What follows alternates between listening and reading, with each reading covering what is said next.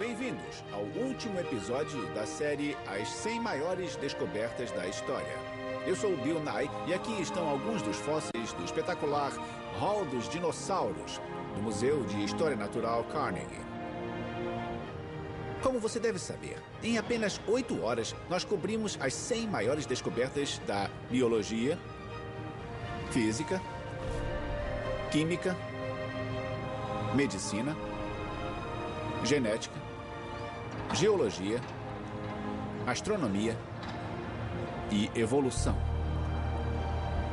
Nos últimos séculos, o homem fez muitas descobertas científicas, verdadeiros avanços na compreensão do mundo à nossa volta. Você deve estar se perguntando o que as torna as 100 maiores descobertas. Quem as escolheu? Bom, toda a nossa equipe, juntamente com professores universitários, pesquisadores e especialistas de sociedades científicas. E pode questionar, o que torna alguém especialista?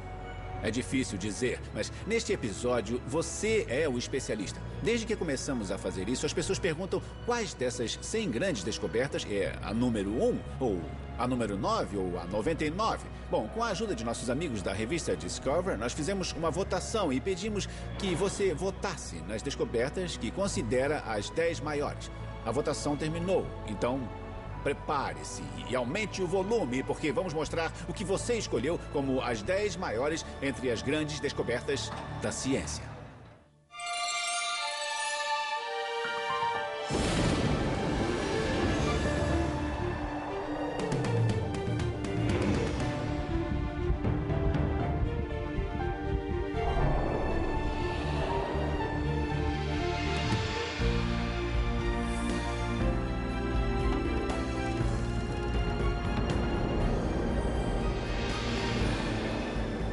As 100 maiores descobertas da história. As 10 mais. Esta é a contagem regressiva das 10 maiores descobertas científicas. A natureza matemática de uma regressão coloca a primeira descoberta da contagem como o 10º item dos que estão na lista. Bom, ela é regressiva, ela não é progressiva. Bom, enfim, vamos ao 10º lugar. Eu posso resumir tudo em 2 palavras. Isaac Newton. Ele mesmo, o famoso, o respeitável, o incomparável Isaac Newton, cujo gênio contribuiu imensamente para o avanço da compreensão do mundo à nossa volta. Pense comigo. É uma grande façanha da imaginação perceber que quando uma maçã cai de uma árvore, não apenas a terra está forçando a maçã para baixo, mas a maçã também deve estar puxando levemente a terra para cima. E Isaac Newton foi o primeiro a entender isso. Mas vocês em casa, vocês que estão aí, vocês não votaram nela, não foram seduzidos pela gravidade com seu quadrado inverso ou com a sua atração invisível, que é grande o bastante para controlar não só partículas de poeira cósmica, mas também galáxias inteiras. Não, senhor. Você quis outro tipo de teoria newtoniana. As leis do movimento de Newton. As leis do movimento. Para muitas pessoas, Sir Isaac Newton é a própria física. E isso se deve principalmente a uma série de 3 livros que ele escreveu que contém a segunda grande descoberta de Newton, as leis do movimento. As leis explicam o movimento de todos os objetos físicos. Para ajudar a entender as 3 leis do movimento, pense no hóquei no gelo. É bem simples, você bate em um disco de hóquei e ele continua deslizando pelo gelo. E você pode ver que em uma espécie sem atrito, ele continua deslizando indefinidamente. Quando você bate seu bastão no disco, ele acelera, e a natureza desta aceleração, que o retira do estado de repouso para se mover em velocidade, é explicada pela segunda lei. Ou podemos calculá-la utilizando a segunda lei. E a terceira lei diz que quando você bate no disco com o bastão recebe a força igual e oposta à do disco. Em outras palavras, se um dos jogadores de hóquei der um soco no rosto de outro, é tão provável que ele quebre os dedos quanto a mandíbula do outro cara. As leis do movimento de Newton representaram uma corajosa percepção da mecânica de funcionamento do universo. Elas estabeleceram as bases do que hoje se conhece como física clássica. Agora vamos ver a descoberta número 9, mantendo o foco no invisível, os micro-organismos. No início do século XVII, microscópios básicos eram usados em toda a Europa. Os cientistas da época ficaram fascinados por sua habilidade em ampliar um universo assim tão pequeno. Então, em 1665, um cientista inglês chamado Robert Hooke observou as pequenas divisões de um pedaço de cortiça e a chamou de células, porque elas lembravam as pequenas celas onde viviam os monges. Micro-organismos. Anton van Leeuwenhoek foi um comerciante holandês fascinado pela ciência.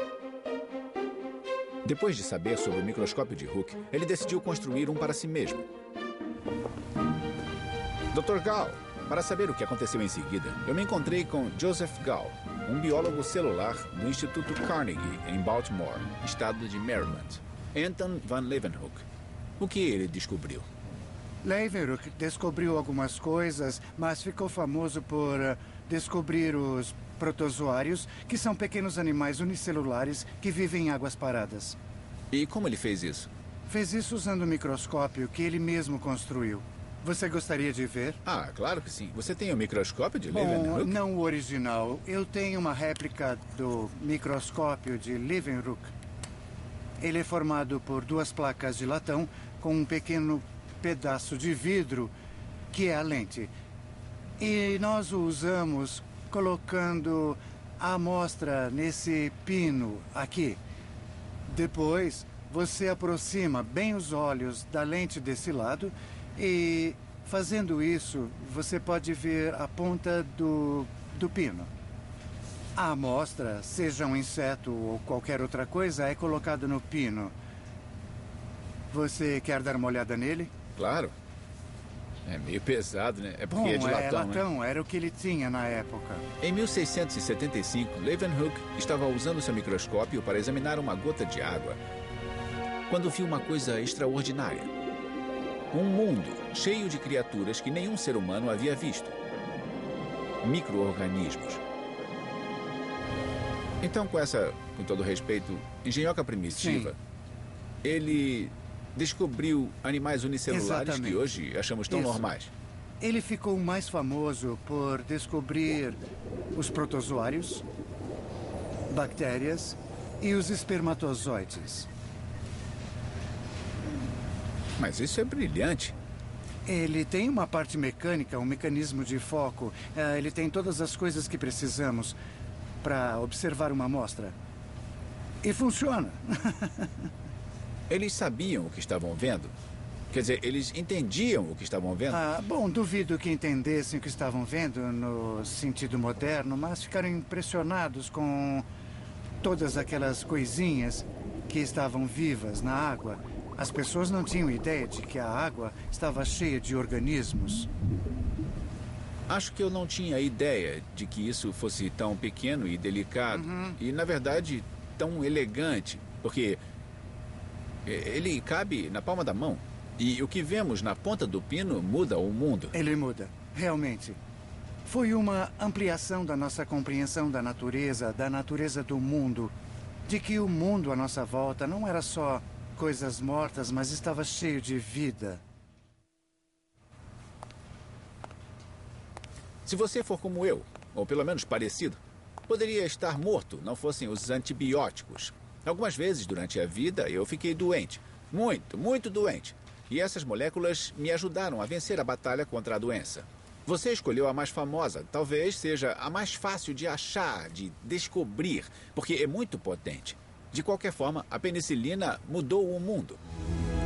E acredite, eu fico feliz que você a tenha escolhido. Penicilina.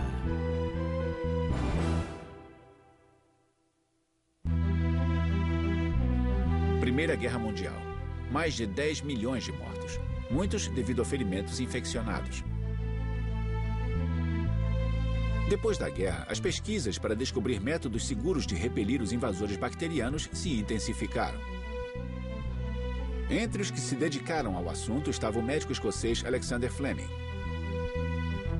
Quando estudava bactérias do gênero Staphylococcus, Fleming percebeu uma coisa incomum crescendo na placa de Petri. Um fungo, o Penicillium notatum. Ele viu que as bactérias que rodeavam o fungo haviam morrido.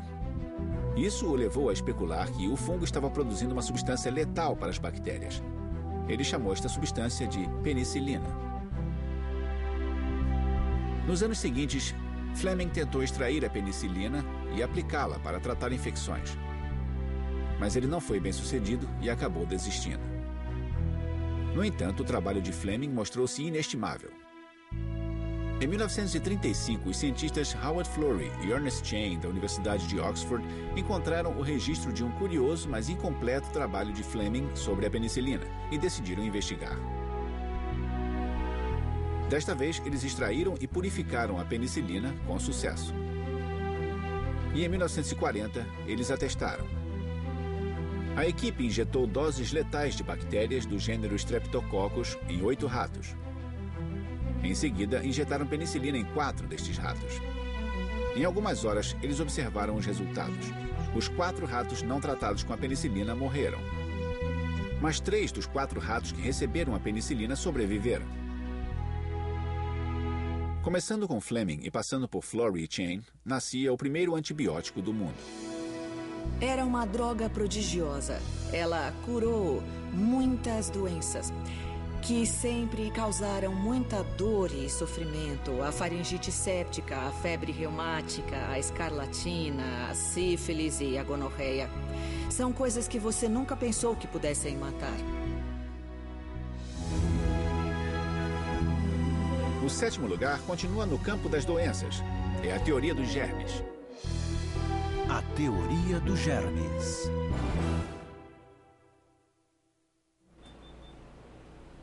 Algumas descobertas como o raio-x parecem surgir de forma inesperada, enquanto outras, como a nossa próxima grande descoberta, se desenvolveram com o tempo, com um cientista contribuindo para o trabalho de outro cientista. Viena, 1846. Uma cidade de beleza e cultura. Mas no Hospital Geral de Viena rondava o espectro da morte. Muitas das mulheres que vinham aqui para dar à luz estavam morrendo. A causa era a febre puerperal, uma infecção do útero. Quando Ignaz Semmelweis veio trabalhar no hospital, ele ficou alarmado com a dimensão do problema e intrigado com uma curiosa discrepância. Havia 2 alas. Em uma, os partos eram feitos por médicos. E na outra, as mães tinham seus filhos com parteiras. Semmelweis observou que na ala onde os médicos faziam os partos, 7% das mães morriam da denominada febre puerperal. E na ala em que as parteiras trabalhavam, apenas 2% das mães morriam de febre puerperal. E isso incomodava, porque os médicos possuíam mais instrução, deveriam se sair melhor com seus pacientes. Semmelweis decidiu descobrir o que estava acontecendo. Ele observou que uma das coisas que os médicos realizavam, mas não as parteiras, era conduzir autópsias nestas mães depois que elas morriam. Depois eles voltavam a fazer partos e a examinar mães sem lavar suas mãos, exatamente como um mecânico que termina de consertar um carro e passa para o seguinte sem lavar as mãos para remover a graxa e sem ver nenhuma razão para ser obrigado a fazê-lo.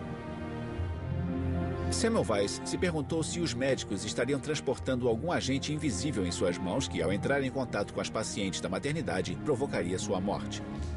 Para descobrir, ele realizou um teste.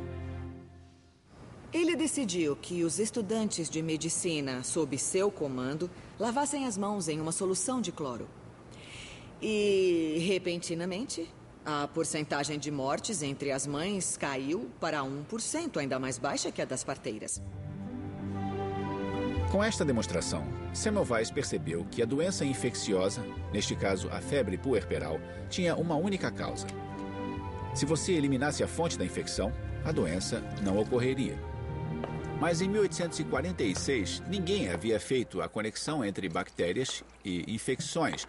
Por isso, a ideia de Semmelweis foi ignorada. Levaria mais de 10 anos até que outro cientista voltasse sua atenção para os germes. Seu nome era Louis Pasteur.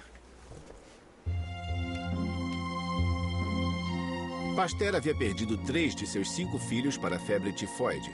o que talvez explique por que ele estava determinado a descobrir a causa das doenças infecciosas.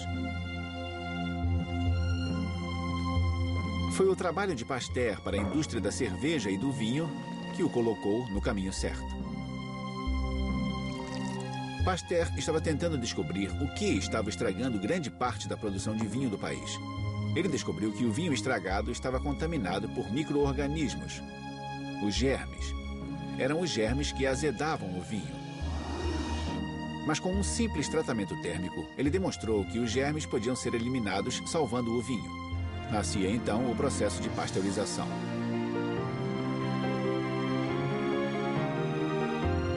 Quando decidiu descobrir a causa das infecções e das doenças contagiosas, Pasteur já sabia onde procurar.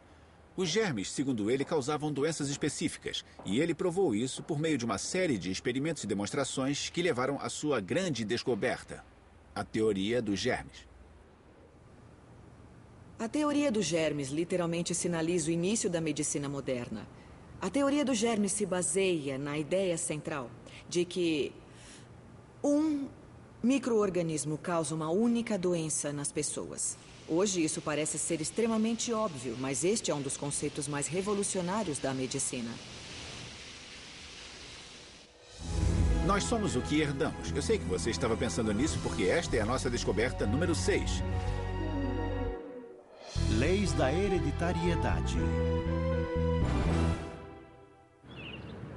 Em meados do século XIX, um monge da Ordem de Santo Agostinho chamado Gregor Mendel analisou a questão da herança biológica com uma série de experimentos. Mendel possuía uma mente naturalmente investigadora e um profundo amor pela natureza. Seus interesses científicos incluíam pesquisas sobre plantas, meteorologia e teorias da evolução. Trabalhando em um mosteiro onde hoje é a atual República Tcheca, Mendel começou a cruzar diferentes variedades de ervilhas e a observar as características transmitidas. E por que ervilhas? Segundo ele, por ser divertido. Mendel percebeu que ao cruzar uma semente redonda com uma enrugada, o resultado era uma ervilha redonda, e não uma mistura de duas características como ele esperava. Mas ao cruzar esta ervilha redonda descendente, a combinação aparecia e a segunda geração apresentava tanto sementes redondas como enrugadas. Ele continuou a fazer experiências, tentando compreender que tipo de mecanismo biológico faria com que certas características desaparecessem na primeira geração e reaparecessem na segunda. Um dia, Mendel contou o número de ervilhas da segunda geração que apresentavam a característica das rugas. Exatamente 1/4 das ervilhas eram enrugadas. O que Mendel observou em seus experimentos foi o fenômeno biológico que hoje conhecemos como dominância e segregação. Só que Mendel ainda não sabia. Enfim, seus experimentos produziram fatos tão curiosos que, segundo ele, era impossível não perceber. Não importava como ele cruzava as diversas variedades de ervilhas, as características ocultas apareciam, mas apenas em 1/4 da segunda geração. Mendel foi um pioneiro. Pela primeira vez, ele pôde demonstrar que os traços de gerações sucessivas eram herdados em certas proporções numéricas. Em outras palavras, eram leis fixas da natureza que governavam a hereditariedade. Ao compreender a ideia, Mendel realizou a primeira grande descoberta da ciência genética. Cada característica herdada é decidida por um par do que ele chamou de fatores. Ele disse que cada pai contribui com um fator para cada característica. Certos fatores são dominantes e outros são recessivos, dependendo da combinação de fatores que a prole irá herdar. Os fatores de Mendel denominam-se genes. O termo traço mendeliano é usado para descrever uma característica gerada por um único gene e que às vezes reaparece em 1/4 dos descendentes. Esta característica pode ser inofensiva, como sardas ou a habilidade de enrolar a língua, mas também pode provocar doenças sérias, como a fibrose cística ou a doença de Tay-Sachs. E tudo isso veio do trabalho de um único homem com uma simples ervilha. Estamos de volta. Estas são as 10 mais importantes entre as 100 maiores descobertas da ciência de todos os tempos. Bom, o tempo que podemos contar. A próxima é tão fundamental e tão integrada a tudo o que vemos diariamente que é até difícil acreditar que levamos tanto tempo para entender este fenômeno. Como não notamos antes que a Terra não era o centro do universo? O planeta e nós estamos viajando pelo espaço. É. A Terra se move.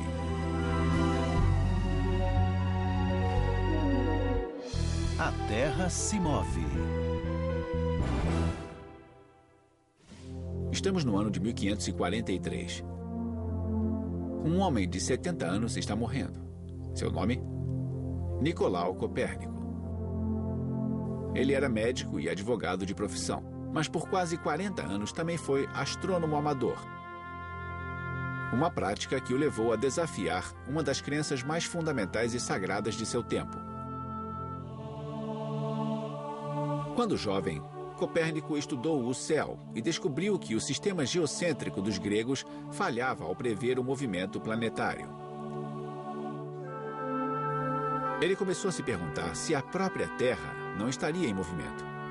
Aqui temos o sistema de Copérnico, mas eu ajustei para ser um sistema ptolemaico, porque a pequena lâmpada está na Terra em vez do Sol. Em vez do Sol, para podermos ver as linhas de vista enquanto se movem. Então o que estamos vendo aqui é a sombra de Saturno. Saturno se move lentamente para trás, mas veja Marte. Marte está andando para trás. Está mesmo. Ele é retrógrado. Como vimos pela lâmpada da Terra. É assim que o vemos a partir da Terra. Agora ele vai parar e vai começar a ficar menor. Ele vai desaparecer no céu. Agora ele irá para frente de novo. Mas aqui está a ideia de Copérnico. Com o Sol no centro. O Sol está no centro. E, de repente, todos os estão planetas se movendo sempre da mesma forma. Eles não param. Copérnico percebeu que os movimentos dos planetas seriam melhor explicados se o Sol fosse o centro do sistema solar e a Terra girasse em torno dele, como outro planeta qualquer. Foi uma percepção revolucionária. Apesar de não haver nenhuma prova de que a Terra se movia, ele escreveu este livro, a base de sua nova teoria. Essa ideia, esse livro, mudou o mundo. Sim, porque fez da Terra um planeta e fixou o Sol no centro. Agora, sem essa percepção, não teríamos avançado na física, a física do cosmos. Por acaso, as últimas páginas escritas, estas aqui, no começo do livro, lhe ocorreram no mesmo dia em que ele morreu. Eu acho que ele estava parcialmente paralisado por um derrame. E provavelmente ele aguentou até ter certeza de que ficassem prontas. Seu voto para a descoberta número 4 foi a tabela periódica dos elementos. Tabela periódica dos elementos.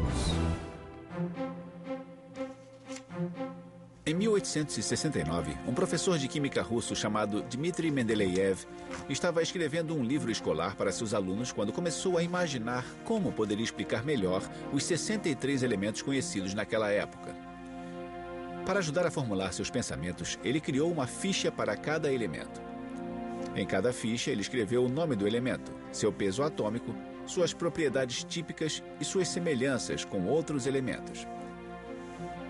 Então, ele posicionou as fichas como um jogo de paciência e começou a rearranjá-las repetidamente em busca de padrões.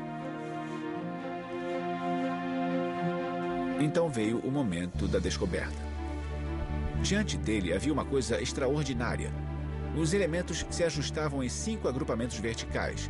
Cada agrupamento periódico continha membros que eram parecidos entre si, tanto química quanto fisicamente. Mendeleev havia inventado a tabela periódica de elementos. Um mapa que mostrava como todos os elementos estavam ligados uns aos outros. Um mapa tão preciso que ele achava que podia ser usado para prever a existência e as propriedades de 3 elementos que ainda não haviam sido descobertos. Um seria como o boro, ele disse. Outro como o alumínio. E outro como o silício. Depois, estes elementos foram descobertos e Mendeleev provou que estava certo. Na verdade, houve um pouco de controvérsia, porque um químico alemão chamado Lothar Meyer tivera praticamente a mesma ideia. Mas Meyer não teve tanta coragem assim. E isso é algo bem interessante. Este alemão, que havia tido a mesma ideia de periodicidade e já tinha algumas pistas, não fez as previsões que Mendeleev fez. Aqui vemos o poder de uma previsão bem arriscada para fazer as pessoas aceitarem uma teoria. Não há nada mais poderoso do que fazer uma previsão que não seja óbvia. Sei, e aí torná-la real. E torná-la real. É. Se você olhar bem suas anotações, eu acho que verá algo muito mais interessante do que aquelas fichas. O que se vê é o seguinte. É como se eu e você tivéssemos de ordenar todas as coisas do mundo. Para começar, devemos fazer uma pequena lista. Então ele fez uma lista dos elementos. Ele colocou no pé da página os elementos listados por ordem de peso, de massas atômicas. Hidrogênio, o hélio ainda não. Lítio, berílio, boro. Então ele os agrupou no papel. Ele escreveu uma tabela experimental. E quando inseriu os elementos na tabela, como eu ou você faríamos, ele os riscou da lista, dizendo: estes se encaixam. Abaixo ele escreveu em alemão: estes não entram, não se encaixam. Estes aqui não são compatíveis. 3 elementos não se encaixavam na primeira vez em que os inseriu na tabela. Toda a tabela estava cheia de riscos. Eu adorei isso. O que nós vemos aqui? E o que vamos fazer na era dos computadores quando não houver mais essas coisas? O que vemos aqui é um ser humano trabalhando, tentando desesperadamente entender o universo. Vemos um rascunho disso. A tabela periódica é o nosso grande ícone. Eu quero dizer, é o que nós associamos à química. Em qualquer sala de química é possível ver uma. Por que a tabela periódica dos elementos é significativa? Ela mudou para sempre a forma como todos aprendem e compreendem os elementos. Quanto a Mendeleev, seu nome agora está literalmente ligado à tabela periódica. O elemento 101 foi batizado em sua homenagem. Ele se chama Mendelevio. Não são apenas os químicos que gostam da tabela periódica. Eu ouvi que você também carrega uma. É, eu carrego, sim, senhor. Eu quero ver. Nunca se sabe. E eu uso a tabela bastante. Vamos ver. Ela é pequena. Bem, vamos fazer um teste. Tudo bem. O que está abaixo do nitrogênio na tabela periódica? Nitrogênio é 7. O que está... Eu tenho que pensar um segundo. Abaixo... É o enxofre. Não, você errou. Não. Por isso eu carrego a tabela. Perto. É o fósforo. É o fósforo. Fósforo, ele é 15, né? Isso, é 15. Precisa adicionar 8 naquele ponto. Então é por isso que eu a carrego. Eu não consigo lembrar. Então é 7 mais 8, 15, fósforo, entendi. Bem-vindos à contagem regressiva das 10 mais importantes entre as 100 maiores descobertas da história. Vocês voltaram no momento exato, na hora certa.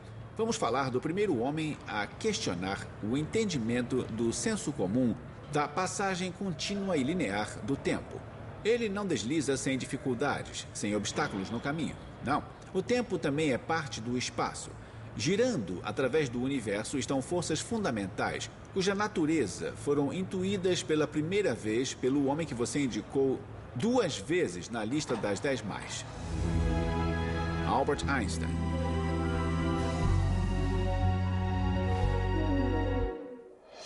E é igual a m vezes c ao quadrado. É igual a mc ao quadrado. Deve ser a mais famosa equação conhecida. De onde ela veio? Einstein usava a relatividade para mostrar que, ao nos aproximarmos da velocidade da luz, distorções bizarras aconteciam. O tempo passava mais devagar, o espaço se contraía e ficávamos mais pesados. Quanto mais rápido nos movêssemos, mais pesado ficávamos. Agora pense nisso. A energia cinética nos fazia ficar sempre mais pesados. M vem de velocidade. Energia. Foi assim que ele fez. Ele imaginou uma lanterna que disparava um raio de luz. Ele sabia exatamente quanta energia saía da lanterna, mas a lanterna, ele mostrou, pesa menos.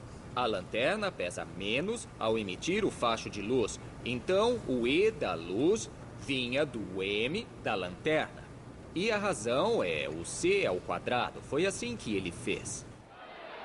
A equação também sugeria a enorme quantidade de energia contida na menor quantidade de matéria. Se eu jogar uma bola de beisebol para você e você a pegar, quanto mais rápido eu atirar, mais energia ela terá. Mas e quando ela estiver em repouso? Quando Einstein estudou suas equações, descobriu que mesmo em repouso há muita energia nela. E de fato, quando fazemos as equações, é isso que acontece. Quando uma montanha-russa está no topo da subida, sua energia cinética é quase zero. Mas ela ainda está cheia de energia. Energia potencial que está prestes a ser convertida em uma imensa energia cinética quando a montanha-russa começar a descer freneticamente a ladeira. Einstein disse que essa energia estava na própria essência da matéria. Que, mesmo um próton, tinha dentro dele uma imensa quantidade de energia. A descoberta de Einstein foi um salto gigantesco para a ciência. O primeiro vislumbre que tivemos sobre o poder do átomo. A segunda grande descoberta do cientista foi a relatividade geral. Relatividade geral.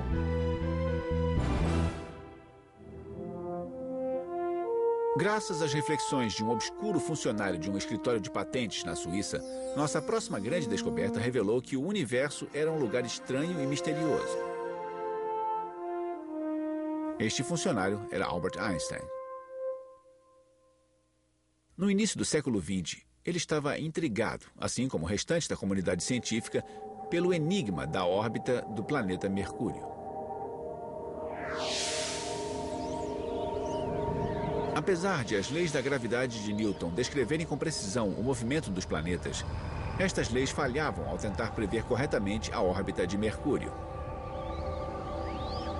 O enigma estava relacionado ao periélio de Mercúrio, o ponto de sua órbita mais próximo do Sol. A cada século, o periélio de Mercúrio avançava ligeiramente, uma mudança que as equações de Newton não levavam em consideração.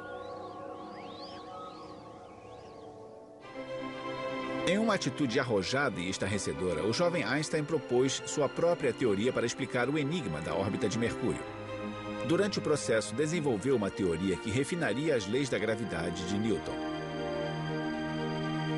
Michio Kaku é físico teórico da Universidade da cidade de Nova York. Newton dizia que a gravidade viajava instantaneamente através do espaço. E para Einstein, esse era o ponto fraco da teoria de Newton. Ele precisava de uma teoria que pudesse explicar a gravidade, ele precisava de uma teoria que pudesse explicar a aceleração, o zigue-zague e o movimento circular. Devia haver ondas de gravidade, e a gravidade leva tempo para realizar sua mágica. Para se propagar. Para se propagar. Então, se o Sol desaparecesse, levaria 8 minutos para que nos dessemos conta desse fato, até mesmo a gravidade viaja à velocidade da luz. Einstein precisava de um novo conceito que explicasse isso, e esse conceito era a curvatura do espaço. O próprio espaço era curvo, e é por isso que os objetos se movem. Einstein acreditava que seu conceito do espaço curvo era responsável pela alteração da órbita de Mercúrio. Einstein chamou esta ideia de teoria da relatividade geral. Imagine uma cama elástica e coloque uma bola de boliche no meio da cama elástica. A bola afunda na cama elástica. Agora atire uma bola de gude ao redor da cama elástica. A bola de gude irá orbitar ao redor da bola de boliche. A distância, olhando para baixo, Newton diria que existe uma força. Uma força instantânea invisível atraindo a bola de gude para a bola de boliche. Mas Einstein diria que não há força. Não há atração. Há somente a cama elástica. E por que a bola de gude estaria orbitando ao redor da bola de boliche? Porque a cama elástica está atraindo a bolinha. Então, por que estou sentado nessa cadeira? Não é porque a gravidade me prende ao chão, mas porque o espaço me empurra em direção ao planeta Terra. A ideia de que o próprio espaço se distorcia em decorrência da massa era estranha demais e muitos não a aceitaram. Então, um eclipse solar deu aos cientistas a oportunidade perfeita para colocar a teoria de Einstein à prova. Fotografias das estrelas foram tiradas antes e depois do eclipse. Estas fotos foram então comparadas com as imagens tiradas durante o eclipse. Elas mostram que a posição das estrelas na foto do eclipse voltava-se ligeiramente para dentro, curvando-se quando a luz das estrelas passava pelo campo gravitacional do Sol. A teoria da relatividade geral de Einstein estava certa. Sua nova grande descoberta abalou o mundo. A relatividade geral emociona qualquer pessoa que já tenha analisado essas equações. Essas equações eram bem maiores, mas respondiam a questões eternas que nos intrigaram desde a primeira vez em que olhamos para o céu noturno e nos fizemos a pergunta: o que tudo isso significa? Antes de lançar os holofotes sobre o primeiro lugar, antes de você saber qual é o resultado final desta votação, antes de interromper essa longa introdução à grande descoberta número 1 da ciência até o momento, eu gostaria de destacar que ela é bastante polêmica. Ela exalta os ânimos em geral.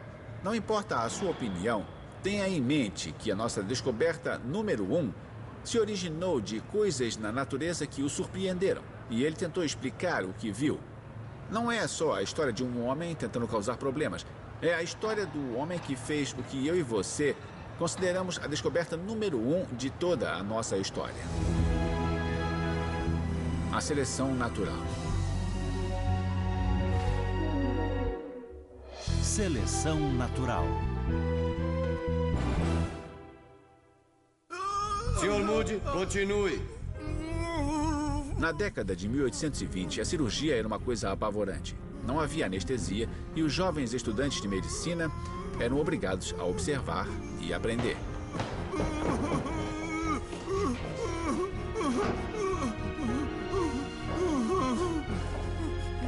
O jovem que saiu da sala naquele dia era Charles Darwin. O martírio da sala de cirurgia era demais para ele. Apesar das objeções paternas, ele deixou a faculdade de medicina para realizar o sonho de se tornar um naturalista.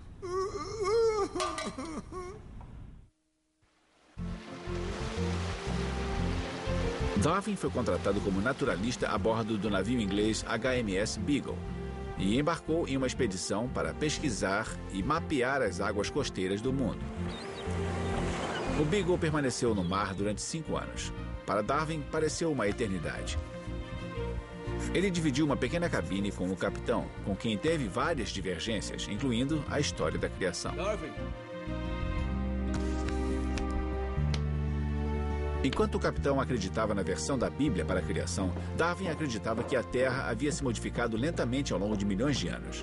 Uma polêmica que acompanharia Darwin pelo resto de sua vida.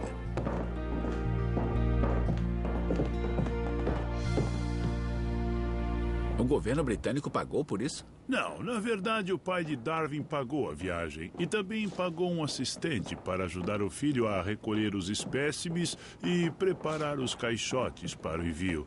E ele trabalhava no tombadilho, onde mantinha todos os seus espécimes. Era mais ou menos assim.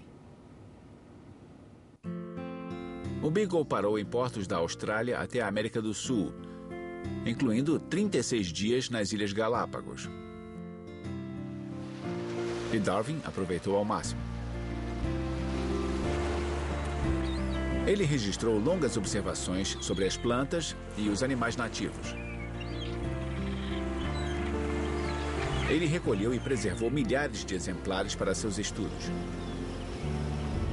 Anos depois da viagem, Darwin ainda registrava as observações que fez a bordo do Beagle. Em 1837, alguns anos depois de voltar de Galápagos, ele abriu suas primeiras anotações sobre espécies e fez a pergunta. Uma pergunta muito ambiciosa para um homem com quase 30 anos. Quais as leis da vida?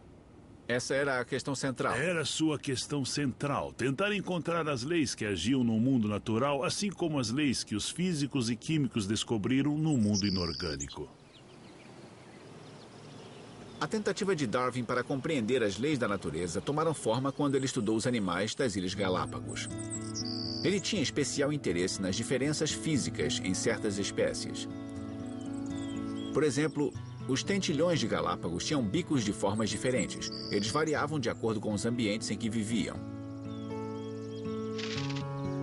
Alguns tinham bicos duros e rombudos, ideais para golpear e abrir conchas de moluscos. Outros tinham bicos mais estreitos, talhados para caçar e ciscar entre as pedras. A diferença era surpreendente. Enquanto a analisava, Darwin começou a perceber como a luta pela sobrevivência era a força motriz por trás de toda a vida. Para uma espécie ter sucesso em seu ambiente, ela deveria evoluir, senão desapareceria.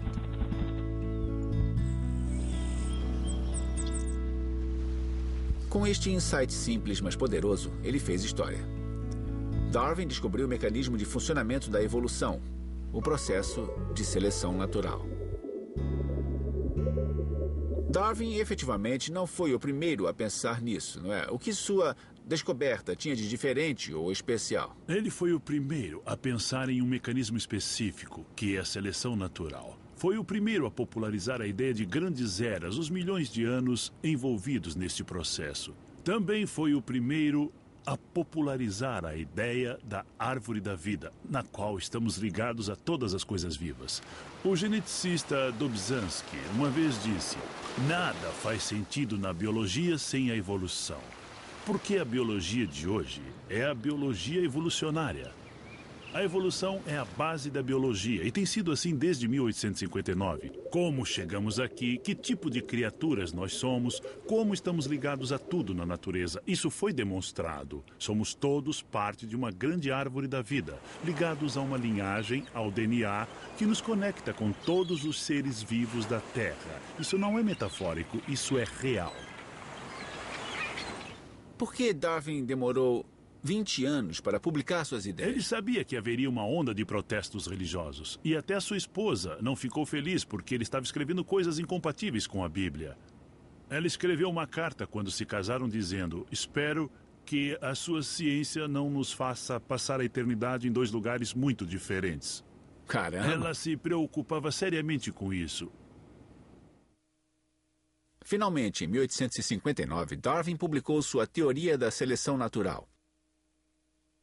Seu livro, A Origem das Espécies, é considerado uma das grandes obras de todos os tempos. As pessoas falam sobre a teoria da evolução, não é? Mas o próprio Darwin dizia que não há nenhuma verdade absoluta aqui. Darwin, como um dos primeiros pensadores modernos, tentou nos dizer que a ciência é temporária. Ela muda. Como assim temporária? Significa que é a melhor verdade naquele momento. E se conseguir mais dados que não podem ser explicados daquela forma, precisará de uma nova teoria. Então não é uma verdade eterna, é uma verdade temporária. Ela muda. E ele não queria que a evolução fosse aceita como um dogma, um credo. Ele seria o primeiro a dizer: jogue afora se encontrar algo melhor. Mas não encontramos nada melhor. Não encontramos nada melhor. Na verdade, nós encontramos ciências totalmente novas que eram impensáveis na época de Darwin. Elas surgiram pelo estudo da genética molecular e do DNA, que reforçam a ideia da evolução. Então, hoje, em tudo que olhamos, nós vemos algo que veio da ciência de Darwin. Por que a teoria de Darwin é relevante para nós? De que maneira ela afeta a vida de uma pessoa? Eu vou te falar uma coisa que achei bem interessante. Uma vez eu apresentei um programa sobre Darwin no Kansas. Isso no meio de uma polêmica que envolvia o ensino de Darwin nas escolas. E havia opositores do lado de fora. A alguns quilômetros de onde tudo isso estava acontecendo, a Universidade do Kansas mantém um imenso programa agrícola sobre biologia evolucionária, em que eles tentam se manter à frente das diversas pestes que destroem as safras do estado, porque elas não param de evoluir. E se não fosse pela aplicação prática da biologia evolucionária nas colheitas do Kansas, o estado inteiro iria para o buraco.